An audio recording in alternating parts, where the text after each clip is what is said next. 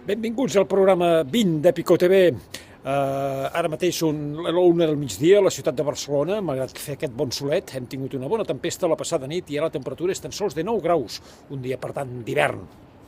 Anem a continuar avui amb la segona part de núvols que semblen coses. Vinga, va, anem a veure'ls.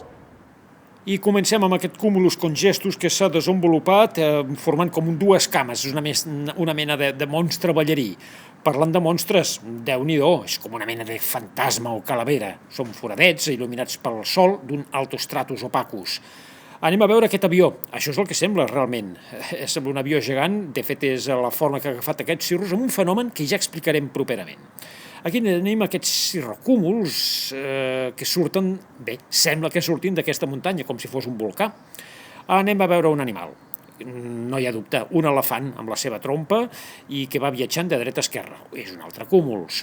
Més cúmuls, aquest que agafa la forma d'una persona com així, com mig dormida, bocabadada, no sap molt bé el que dir.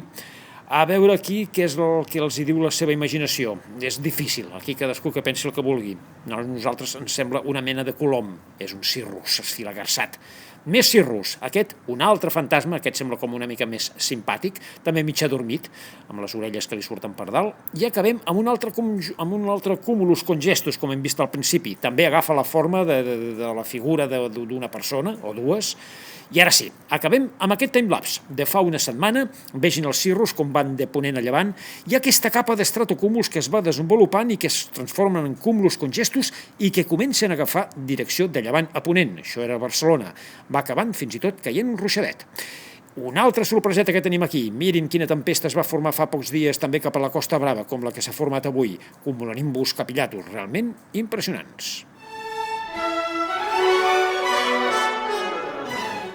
Comencem amb aquesta imatge de les tempestes que hi ha aquesta tarda. L'hem fet des de la plaça Kènida de la ciutat de Barcelona. Podem veure aquest vespre de dijous, dia 30 de gener, des dels cumulonimbus incus, cumulonimbus capillatus, que estan descarregant tempestes calamarsades des de la comarca de la Selva, viatjant ara ja, almenys a l'hora que hem gravat aquesta informació, doncs cap a la comarca del Vallès Oriental. Curiós, però Déu-n'hi-do la quantitat de tempestes que estem tenint aquesta segona quinzena de mes de gener. Està sent força dinàmica i ens està entretenint força, ja que no tenim invasions d'aire fred, almenys tenim tempestes, calamarsades i sorpreses d'aquestes. I continuarem en aquesta línia. Va, anem a veure els mapes dels propers dies. Previst això per demà divendres. Podem veure una altra pertorbació molt profunda a l'oest de les Illes Britàniques. És increïble. Poques vegades hem vist un hivern amb tants mesos seguits amb tan profundes pertorbacions en aquesta zona. De tota manera, ja tenim força més dinamisme últimament perquè les llengües d'aire fred que comporten les capes altes s'escolen cap a nosaltres, donant aquesta activitat tempestuosa i aquest moviment que no deixa de ser força entretingut, ja que no tenim invasions d'aire molt fred, almenys hi ha aquesta activitat tempestuosa i de ruixats. Doncs bé, divendres aquesta massa d'aire fred, que la podem veure ben definida aquí, amb aquest coloret més verd, amb aquesta mena de línies de 25 graus sota zero a 5.500 metres d'alçada, es retira. Encara pot haver algun ruixat residual a la costa o més aviat sobre el mar, però vaja, la situació retira i compta perquè aquesta nit serà força freda. Almenys glaçarà, que fa dies que no glaça de forma general a moltes zones de l'interior. Anem a veure el mapa previst per dissabte. Aquest és dissabte al migdia. Aparentment no sembla que hi hagi massa cosa des del nord-oest, però atenció, perquè aquí hi ha com una mena de forat a la troposfera de llengua d'aire molt fred, ho podem veure aquí estaria a Catalunya, amb temperatures de 30 a 35 graus sota zero, una llengua que s'escola des de latituds molt superiors cap a nosaltres.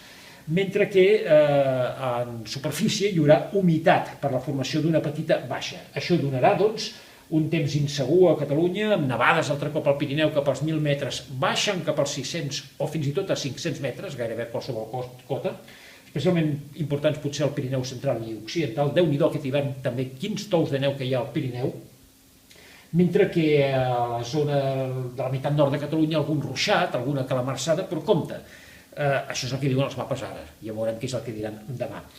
Sembla que de cara a la nit de dissabte a diumenge les temperatures a 1.500 metres baixaran fins als 1, 2 o 3 graus sota zero, juntament amb l'aire tan fred de les capes altes, dels 30, 31, 32 sota zero de 5.500 metres, i amb humitat en superfície pot reactivar aquests ruixats la nit de dissabte a diumenge, com podem veure aquí, amb ruixats preferentment a la meitat nord, ja ho veurem, no es pot precisar, amb una cota de neu d'uns 600-500 metres i esporàdicament per sota.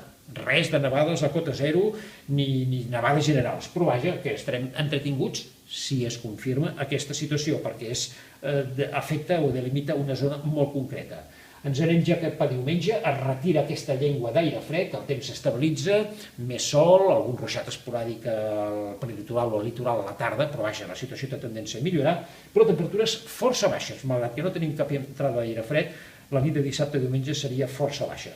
Avancem el temps, doncs sembla que de cara a 4, 5, 6 dies tornaria a haver dinamisme, després de 2 o 3 dies de pausa, que agafarien dilluns, dimarts i dimecres, i després tot voldria tornar a baixar de latitud. Ja veurem com acaba, de moment hi ha moviment, no hi ha invasions d'aire fred ni d'aire siberià, però almenys això, no hi ha l'anticicló a sobre.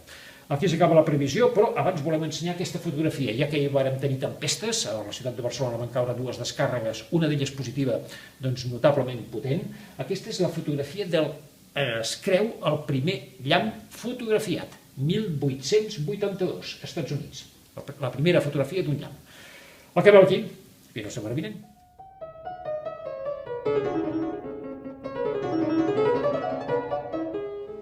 I per acabar, doncs ho farem, com sempre, amb les vostres imatges, anem a gaudir-les, avui acompanyats de música de Beethoven, però d'un Beethoven jovenet. Anem a escoltar un fragment de la primera sinfonia, una sinfonia que sembla més aviat de Mozart o de Haydn, una sinfonia classicista i que no té res a veure amb el Beethoven que vindrà a partir de la sinfonia número 3. Però avui serà la primera. I repetim, tot això acompanyat de les vostres imatges. Res més, que passeu una bona estoneta i ja ho sabeu, tota la meteo a pico.cat.